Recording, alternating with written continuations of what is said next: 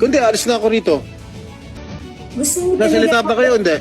Gusto mo namin makatulong po sa layunin. Yes. Help this committee. Or you want to have an executive session or what? Okay. I understand that my recent questionings in a Senate hearing gave the public impression of me being harsh, insensitive, and apathetic.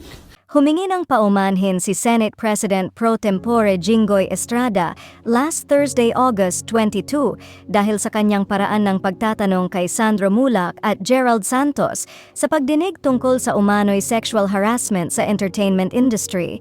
Si Jinggoy ay binatikos ng publiko at ilang personalidad sa social media dahil sa tila pagiging harsh at insensitive niya sa mga biktima.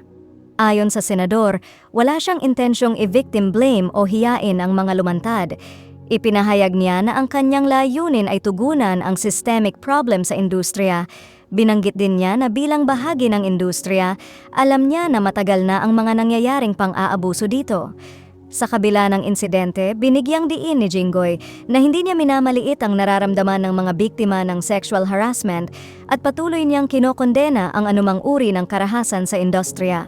I understand that my recent questionings in a Senate hearing gave the public the impression of being harsh, insensitive, and apathetic. It was never my intention to victim blame or humiliate those who have come out. My passionate approach, which did not sit well with the public monitoring the proceedings, stems from a deep frustration that these problems have persisted for years. Wala po akong intensyon na baliwalain ang nararamdaman ng mga biktima ng pang-aabuso, sexual abuse o sexual harassment. Hindi ko kukonsintihin ang ginawa ng sinasabing may autoridad o kapangyarihan sa industriya. I condemn all forms of violence, regardless of gender, particularly in this industry where abuses, katulad ng sinasabi ko, have been ongoing for so long. Ano po ang masasabi niyo sa paliwanag na ito ni Jinggoy sa naging paraan niya ng pagtatanong kina Sandro Mulak at Gerald Santos noong nakaraang Senate hearing nila? Share your comments below.